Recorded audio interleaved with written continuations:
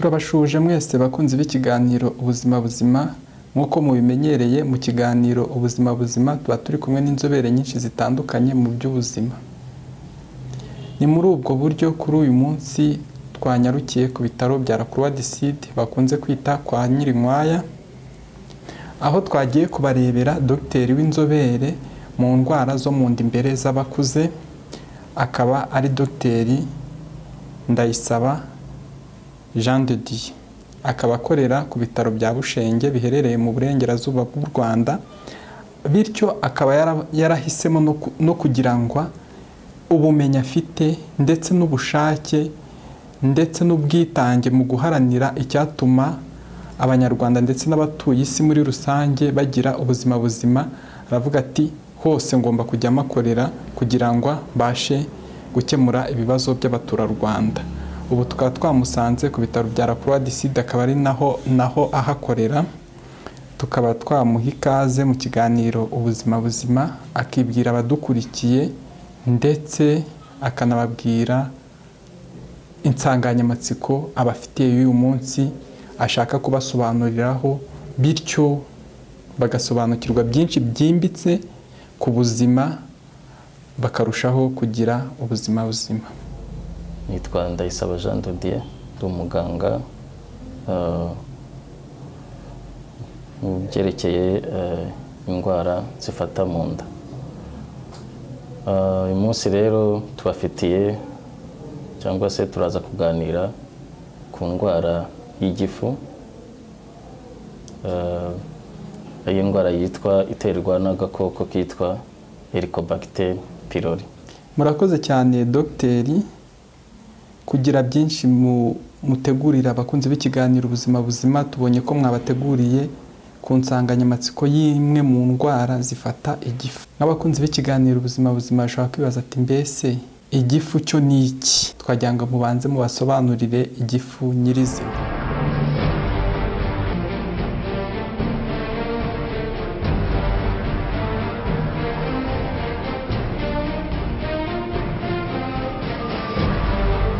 Igifu ni inyama iba mu nda, ahagana aho benshi bakunze kwita ngo ni mu kameme, niho igarukira, ubundi ikagenda isa nkaho ijya inyuma ku mugongo, ariko utambitse ujya ibumoso.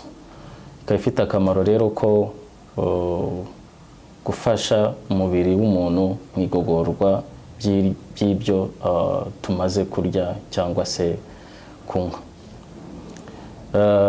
Nk'izindi nyama zose zigize umubiri w'umuntu, nk'uko zirwara nayo ishobora kurwara, bikaba byabangamira imikorere isanzwe y'igifu.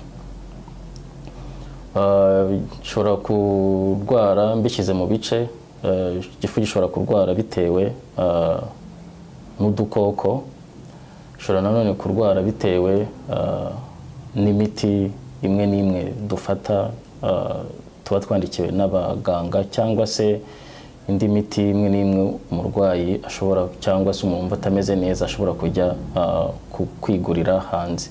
Aha ndavuga imiti iri mu bwoko bw'imiti igabanya ububabare, yandi by'abita ngo za ibuprofene cyangwa se na diclofenac. Mu gihe ushobora kuba uyifata birengeje urugero, cyangwa se ukayifata iminsi irenze yagenewe. Hari n'abashobora kurwara igifu bitewe n'ibiryo bariye, mu gihe bishobora kuba byahumanye, ibyo bita amatoxine cyangwa se toxins. Tugiye rero kuganira ku buryo burambuye indwara y'igifu, ariko by'umwihariko yatewe n'utu dukoko twitwa Helicobacter pylori, cyangwa se bamwe bakunze kuvuga ngo H. pylori ababimenyereye. Utu ni udusimba turi mu bwoko bw'udusimba duto cyane tutaboneshwa n'amaso, bita bagiteri. Utu dusimba rero umuntu atwandura iyo anyoye cyangwa se ariye, iyo anyoye amazi cyangwa se ariye ibiryo byandujwe n'utu dusimba. Ukimara rero kudufata bivuye muri ibyo wanyoye cyangwa se wariye, turagenda tukakurikira inzira y'ibiryo cyangwa se ibinyobwa, tukagenda tukajya mu gifu. Murakoze cyane dogiteri. Nubwo hari indwara zitagaragaza ibimenyetso zikagaragaza ibimenyetso ku munota wa nyuma, ndetse hakabaho na zimwe zitagaragaza ibimenyetso ahubwo ibimenyetso bigaragazwa n'ibizami byafatiwe kwa muganga, twagira ngo tubabaze niba iyi ndwara hari ibimenyetso runaka byaba biyiranga ku muntu ufite ikibazo cy'ubu burwayi.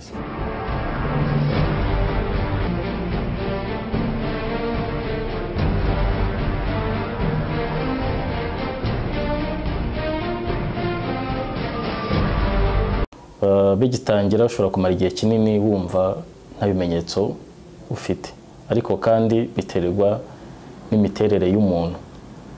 Hari abashobora kumara iminsi cyangwa se amezi nta kibazo afite, ariko hariho n'abandi ako kanya bitarenze ngira ngo iminsi 2 gatangira kugira ibimenyetso. Hariho kubabara ahagana mu gifu kandi hafi mu kameme, cyane cyane uko urangije kurya ukumva bikuguye nabi, ukumva mu nda ntihakuguye neza. Rimwe na rimwe niba hari ibyo wafashe mu gitondo ukirirwa ni wagiye mu kazi ukirirwa utameze neza, ibyo wariye bigatinda kuva mu nda, kumva wiriwe ubyimbye.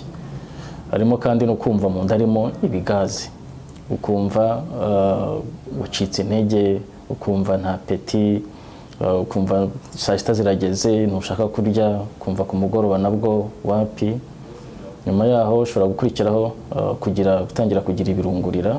Ikirungurira murakizi, ukajya wumva ibintu nyuma yo kurya bizamuka hagana mu gifu no mu muhogo, gutura imibe cyane.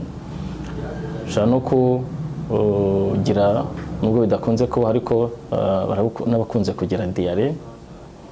Hari ibindi mukunze kubona cyane cyane kunda kubibona ku bana bo muri secondaire, gusepfura. Benshi gusepfura murabizi, bitewe cyane kubera icyo abantu muri secondaire cyane cyane ibiryo wenda batamenyereye, namwe murabyumva. Ushobora no kugira ikibazo cy'uko iyo iriya ndwara igeze kure ushobora kugaragaza ibimenyetso by'amaraso makeya. Harimo gucika intege, hakaba harimo no kubona amaso yatangiye kwereruka kuba umweru. Kubera iki? Kubera yuko buriya umuntu agira amaraso ahagije kubera arya cyangwa akanywa neza bisanzwe. Navuze ko indwara ucange no kubura apeti, nturye neza bisanzwe, bityo rero n'amaraso yawe agenda agabanyuka. Ikindi kimenyetso gihari ni kuruka, iseseme ihoraho, ariko ugatangira no kuruka, ukajya uhora ukaruka bidafite ibisobanuro. Umuntu uruka kenshi cyane.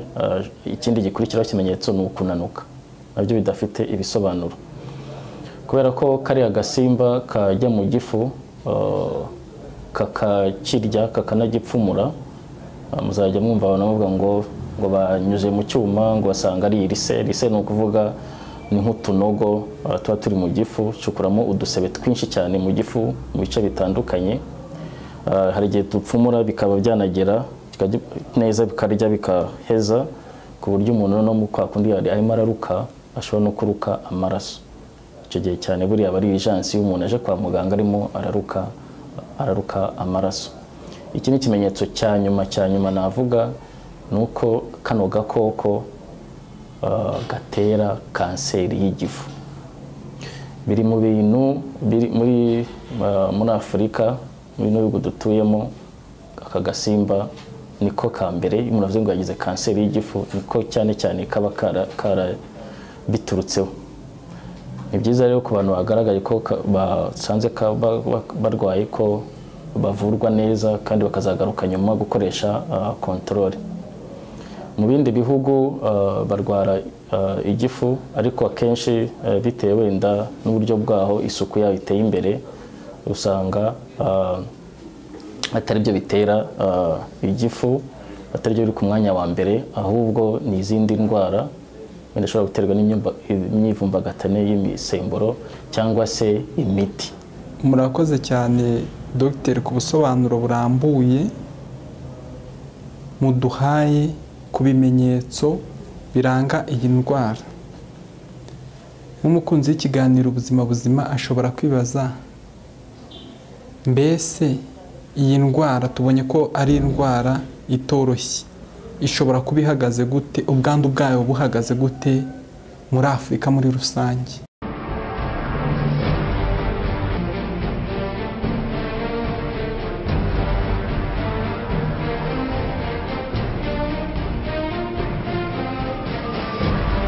Ubushakashatsi bwakozwe ariko ngendeye muri Afurika, 80% y'Abanyafurika kano gasimba barakarwaye.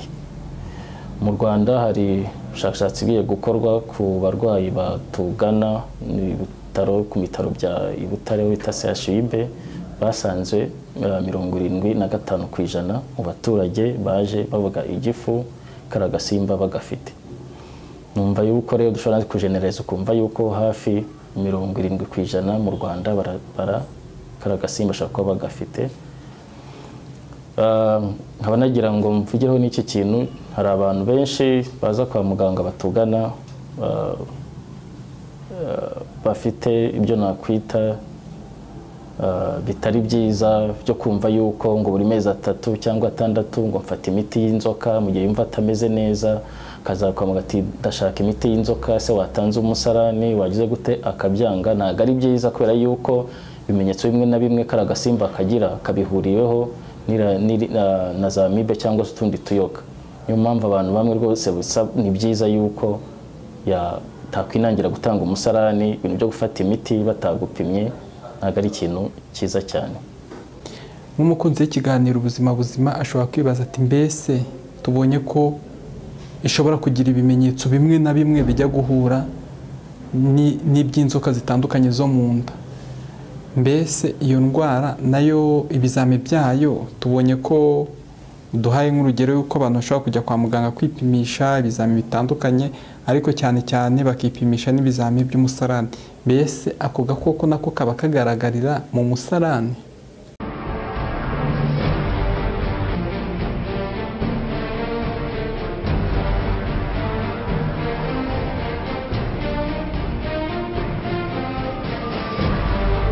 Hari ibizamini bigera nko kuri 3 cyangwa 4 bapima, bashobora kuba bapima biterwa n'umuganga, ariko icyemewe gutanga umusarani. Umusarani bashobora kubipimamo, ntabwo umusarani uhenze. Ni byiza ko abantu bajya byatameze neza, cyangwa ko zaba ari inzoka nabyo birashoboka, ariko akajya ku musarani bayipimamo, itanze umusarani bapimamo ku gasimba, bakanapimamo n'izindi nzoka zisanzwe. Ikindi kizamini gishobora kuba cyakorwa ni ikizamini cyitwa endoscopy. Endoscopy ni ukuvuga bajya kwa muganga bakakurebera mu gifu, ni agapira banyuza mu kanwa no mu muhogo kakajya mu gifu, kaba kariho kantu kameze nk'itoroshi, bakareba mu gifu neza. Icyo gihe ushobora kubonamo igifu cyarariwe, harimo twa dusebe twinshi, cyangwa se ukabona ari ahantu harimo acide nyinshi. Icyo gihe bafata y'amazi cyangwa se amazi ari muza mu gifu, afite amatesite yabugenewe, bagapimamo bakabona koko kuno two dusimba turimo. Hari ubundi buryo bukunze gukoreshwa cyane, ariko turafite nabwo kuba bapima mu maraso. Gusa ni uburyo navuga yuko nabwo budatanga igisubizo 100% kubera yuko baba bapimye amantikoro, abasirikare mu mubiri, kandi amantikoro bisobanura yuko ushobora kuba iyo ndwara warahuye nayo nyuma umubiri wawe ukagira ubudahangarwa. Ibyiza rero cyane bitangwa igisubizo cyizewe ni ubwo ngubwo bwo gutanga umusarani, cyangwa se ugakoresha endoscopy. Gusa endoscopy numva yuko cyo kirahenze, kandi ntabwo ibitaro byose ubundi bifite abantu bazi gukoresha icyo kizamini cya endoscopy. Murakoze cyane Dogiteri ku buryo musobanuriye abadukurikiye mu kiganiro ubuzima buzima, natwe muri rusange. Hari umukunzi w'ikiganiro ubuzima buzima watubajije ikibazo gikurikira mu kiganiro twari twakoranye na Dr. Niyonsaba Aime. akaba ari inzobere mu ndwara zo mu nda imbere nawe z'abakuze. Twari twakoranye ku bijyanye na amibe ndetse n'indi nzoka bita Giardia.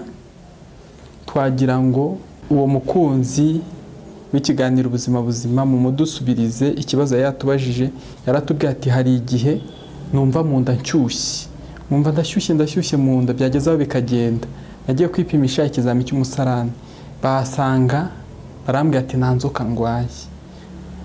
Ubwo ni nk'ihe nama mwagira uyu mukunzi w'ikiganiro ubuzima buzima?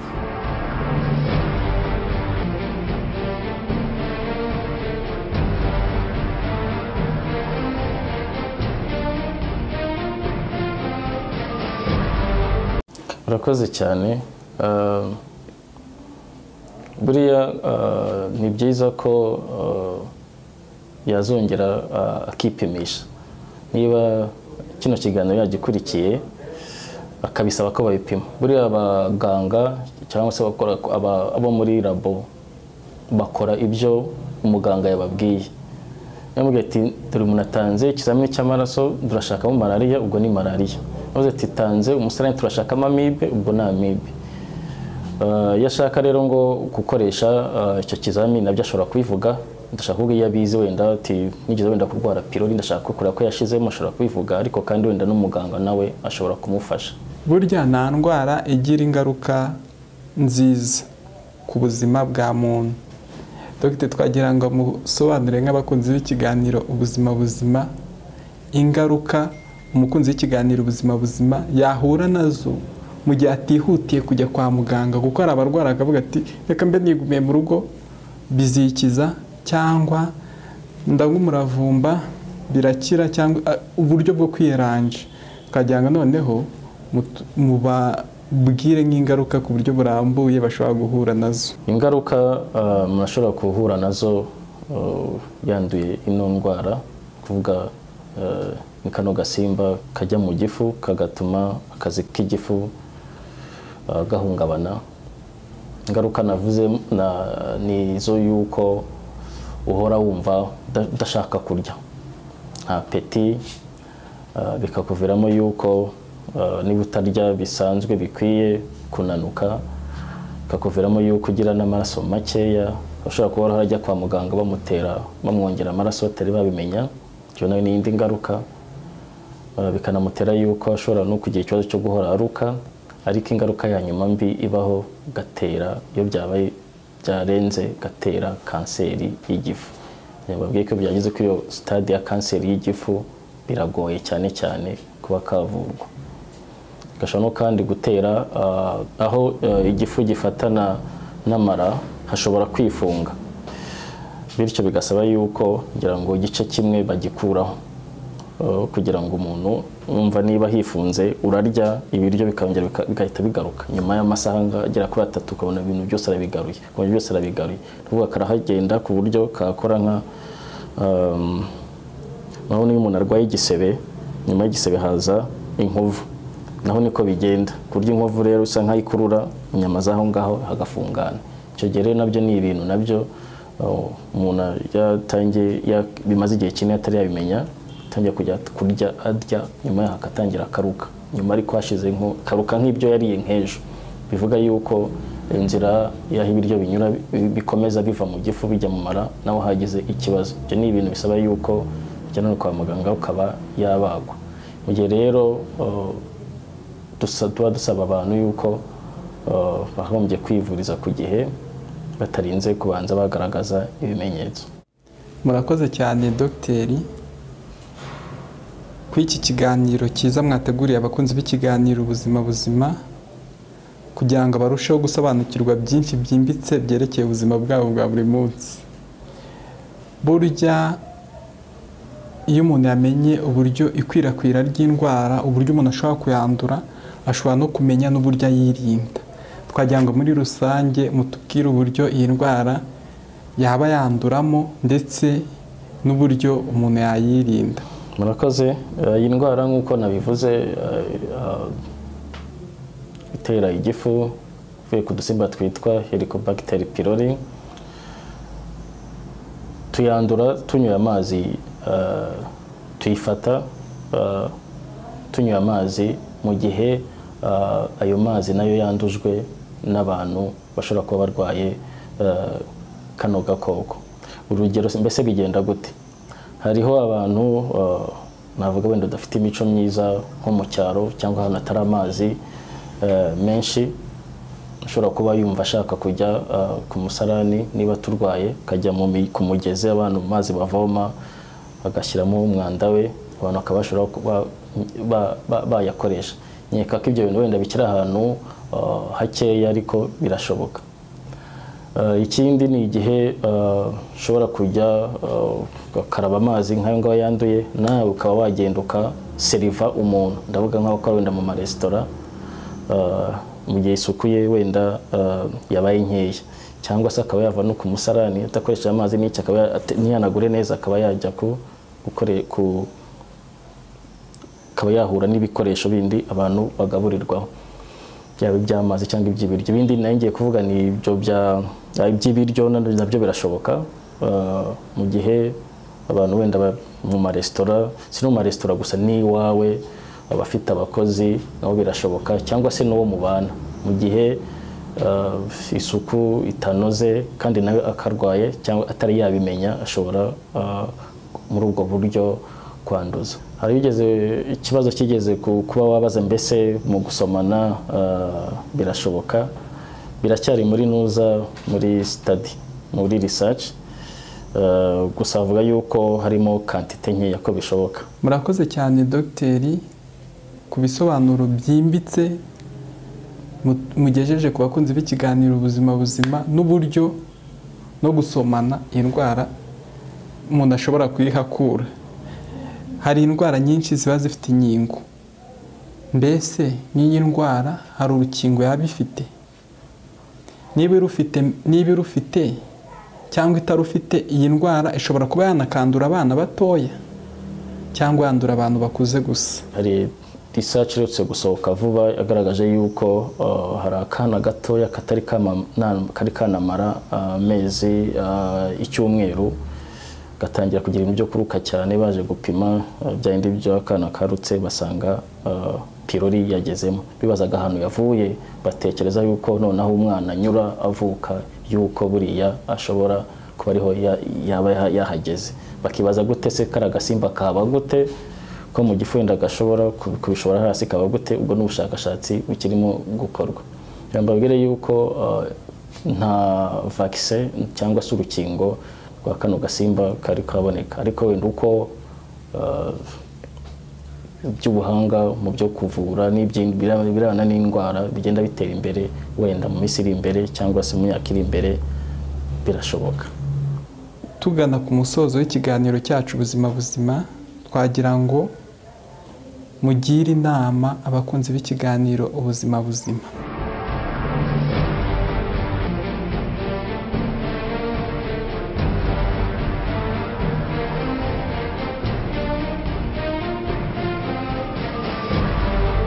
Murakoze. Inama ngira abatwumva, abanyarwanda muri rusange n'abandi badukurikira, ni uko mu gihe wakumva rwose wumva utameze neza, cyangwa se wumva hari ikitagenda mu gifu cyangwa se no mu nda, kwihutira kujya kwa muganga bakagupimira. Niyo nama ya mbere. Ariko akenshi ntituzategereze yuko tubanza tukurwara tukaremba. Ni byiza yuko none ushobora gufata gahunda ukavuga ati reka njye kureba. Nabwiye yuko akenshi iyi ndwara bijya kugera nyuma akaba aribwo ibimenyetso bitangira kuza, ariko mbere ushobora kumva wari umeze neza, cyangwa se ufite ibindi bimenyetso ariko ntutekereze yuko bishobora no kuba byava ku gifu. Hari igihe unavuze ko ufite umunaniro, umuntu ufite imbaraga washobora kuba wabyuka mu gitondo karekare n'iki kumva uri kwiganyira, wifatiye nuza ibyandi bita breakfast, ukagera saa sita wapi kumva inda ntabwo ugishaka kurya, ukajya no ku mugoroba ukumva ibyo wakundaga kurya bimwe na bimwe ukumva ntukibishaka. Icyo gihe rero ukwitira kujya kwa muganga ukagufata ibizamini, tukavuze ko ikizamini ari cy'umusarani, ntabwo bigoye, bagapimamo kara gasimba cyangwa se bakaba bapimamo n'utundi tusimba. Yamubwira ko imiti irahari iyo babonye yuko ukarwaye ugafite aho baba bayibonye byose, cyane cyane mu musarani. Imiti hano dutanga ni imiti 3 uyifata ibyumweru 2. Ni imiti 3 kayifata ibyumweru 2, nyuma yaho kazaza gukoresha control kureba ko wagakize. Mbibutse yuko wenda muno bafashe imiti 1% ntabwo gakunze kugenda, bigasaba yuko bashobora kuba baguhindurira indi miti. Nabwiye yuko iyo katavuwe neza gashobora kuba katera kanseri y'igifu. Ni nayo mpamvu umuganga iyo baguhaye imiti bagusaba nyuma yo kugaruka bakarako kashizemo, umuje yuko umuntu 1% katagenda. Ni gasimba kagoye cyane, umve ko n'imiti yayo ni 3 iragoye, barayiguha. Hari n'ibindi bagusaba yuko muri icyo gihe uri gufata imiti wakwitwararika kurya. Ni ibiryo bibangamira nanone igifu mu gihe waba ukirwaye. Iyo unywa inzoga nazo zibangamira igifu, icyo gihe ugomba muri iyo minsi kuzivaho, cyangwa se aho bigoye kuzigabanya, ariko ibyiza ni ukuzivaho. Icya kabiri ni itabi naryo buriya naryo riri mu bintu byangiza igifu. Murakoze cyane dogiteri. Hari ibibazo byinshi tujya twibaza, ugasanga ibintu byafashwe nk'ihame muri sosiyete yacu, abantu benshi bakaba bazi ko ariko bimeze. Nk'abakunzi b'ikiganiro badukurikiye mu kiganiro ubuzima buzima, ushobora kwibaza ati mbese iyo umuntu anyweye amata, kuko abenshi bajya bavuga ati ngiye ndwara igifu nkinywera amata igifu cyanjye kigakira, cyangwa iyo ndwaye igifu numvishe kiri kundya ndagenda nkubite igikombe cy'ikivuguto nindangiza igifu gikira. Ibyo bintu byaba ari byo? Hari abantu benshi bakunze kwibwira ngo iyo narwaye igifu ngo ndanywa amata ngo kigakira. Oya, buriya ahubwo ikivuguto na acide. Ikivuguto ahubwo byakugwa nabi cyane. Ikivuguto na acide, kandi ufite ikibazo cy'uko cy'igifu cyawe kirwaye, kiri kuzamura acide nyinshi cyane. Icyo gihe rero ubukoze ibintu birabangama. Ahubwo buriya wumva byanze waramenyereye kunywa amata, barayagutegetse birashoboka kwenda kubera uburwayi runaka, cyangwa se ari byo ushoboye, wenda inshyushyu. Birashoboka inshyushyu yo biragereranyije, ariko hariho n'abo tuganira bo tujya twakira hano bakavuga ngo irabagora. Ubwo nyuma rero namaze kuvuga inzoga, itabi, amata, hariho na fruit. Izi fruit murya hariho fruit nyinshi zifite acide. Duhere ku myembe nayo buriya ibamo acide. Niyo mpamvu bategeza ngira ngo rimwe na rimwe ngibanze ishye neza, uzabufate utagize uzumva kuntu byakomerera. Indi ni amaronji, amatunda, fruit nyinshi. Murakoze cyane dogiteri mu kutumara amatsiko, ariko ibibazo biteye amatsiko biracyari byinshi cyane. Hari ikibazo tujya tukumva hirya no hino ati mbese ati umukobwa ashatse yarwaraga igifu kirakira. Twagira ngo mudusobanurire niba koko iyo umukobwa ashatse igifu gikira. Urakoze cyane kumbaza icyo kibazo. Binyibukije icyo ntari navuze mu bitera igifu. Stress buriya nayo iri mu bintu. Hari ubwonko bukominikana cyangwa se buvugana n'igifu cyacu. Uko ubwonko bitameze neza, wagize stress, wagize gute, nabyo bibitura igifu cyacu. Ni nkuko nanone iyo umaze iminsi urwara igifu, uzarebe nabo abantu bamaze igifu bahora kujyana kwa muganga bagera gute, ukagera none ukabona batangiye kugira stress cyangwa se depression. Biri mu bintu hari ushaka kubisoma byitwa brain and gut axis, uburyo ubwonko n'ibice bigize igogorwa ry'igifu bikominikana. Nibyo rero yagize nuza stress, niba hari ibintu atekereza byinshi, bamubwira ati maze ndakuze, igihe cyo gushaka kirirwa bitekerezaho, ntatsinzire neza, biri mu bintu binashoboka. Ngira mvuge yuko mu gihe rimwe na rimwe hariho abantu basanzwe barwaye igifu ariko atari kurakara agasimba cyangwa se ya miti akaba watayifata atagira gute, nabibabwiye ko ari imiti igabanya stress nayo turayitanga, yitwa za mitriptyline turayitanga kandi bigakira, igifu kigakira. Kandi bumve ko ari imiti ibisaba yuko unywa ubwonko bukongera bugatekereza neza, kandi arwaye igifu twabitanga agakira, birashoboka rero. Murakoze cyane Dogiteri. Tugana ku musozo w'ikiganiro cyacu ndetse cy'Abanyarwanda n'abumva ururimi rw'Ikinyarwanda n'abandi bose muri rusange, umuntu ashobora kuvuga ati mbere yo gusoza negereje ijambo Dogiteri atubwira, kuko nubwo mwabagiriye inama ariko buriya mwagira n'ikindi mubabwira tugana ku musozo. Icyo nababwira ni uko mujye kwa muganga, mugane kwa muganga mwisuzumishe ino ndwara.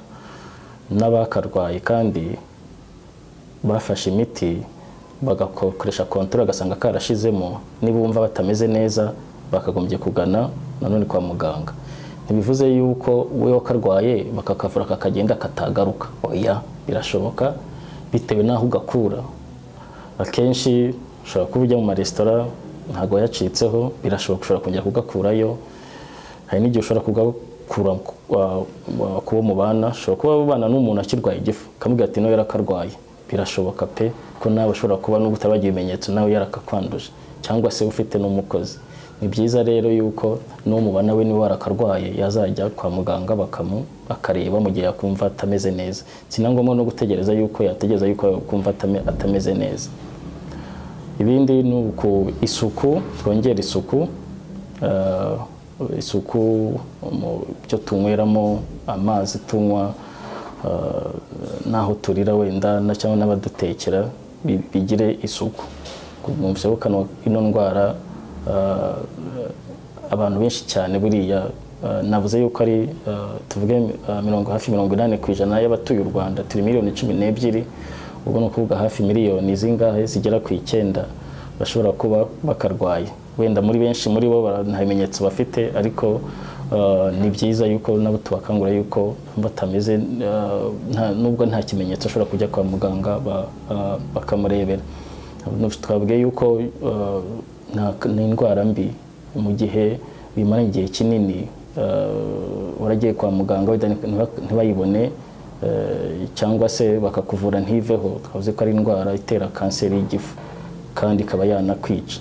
Imiti irahari rero no kugana kwa muganga basanzwe bafite, uravurwa. Ikindi tugusaba ni ukwitwararika ugafata imiti nk'uko yanditswe na muganga. Hari n'ibindi navuze by'uko ushobora mu gihe uri gufata iyo miti kwirinda kurya.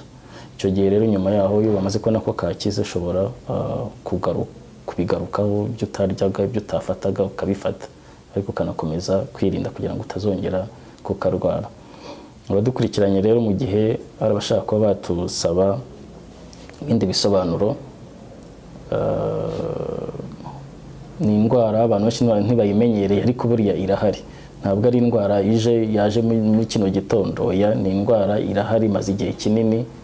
Ushaka kuzadusobanuza twabaha nimero ya telefone, ni byiza kutwandikira kuri WhatsApp, guhamagara kenshi igihe tuba turi mu kazi dushobora kutabitaba mukarakara, cyangwa se nijoro ku masaha yo kuruhuka. Iyo wanditse ubutumwa turagusubiza. Ni 0788 789 660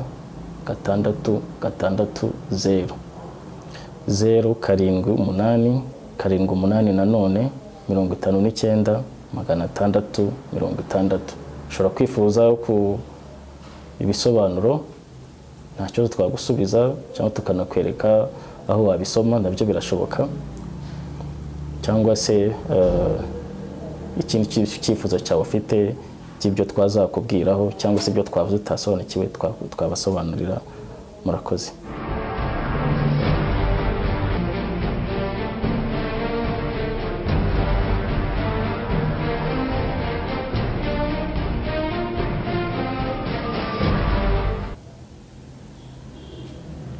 Tugana ku musozo w'ikiganiro cyacu ubuzima buzima, sitwabura gushimira ubuyobozi bw'ibitaro La Croix du Sud bakunze kwita kwa Nyirinkwaya, buba bwaturebeye inzobere mu by'ubuzima kugira ngo azisobanurire abantu benshi batandukanye ibyerekeye n'ubuzima bwabo bwa buri munsi, bityo barusheho kugira ubuzima buzima.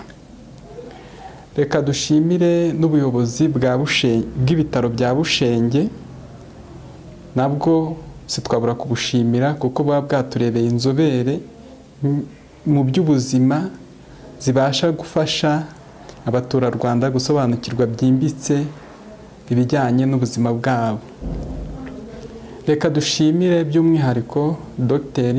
Ndayisaba Jean de Dieu, akaba ari inzobere mu ndwara, akaba ari umuganga w'inzobere mu ndwara zo mu nda imbere z'abakuze, uba waduhaye umwanya we maze akagira inyigisho aha abakunzi b'ikiganiro ubuzima buzima kugira ngo barusheho kugira ubuzima buzima.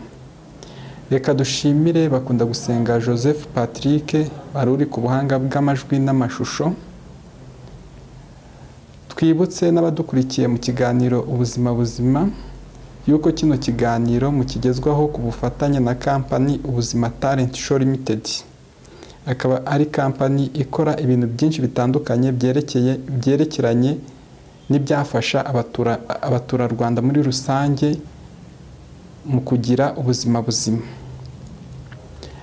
Reka tubibutse ko ibiganiro byaba byaratambutse mushobora kubisanga kuri YouTube channel yacu ariyo Ubuzima Buzima TV, ibyaba byarabacitse kuri televiziyo. Murakoze cyane, mukomeze mugire ubuzima buzima.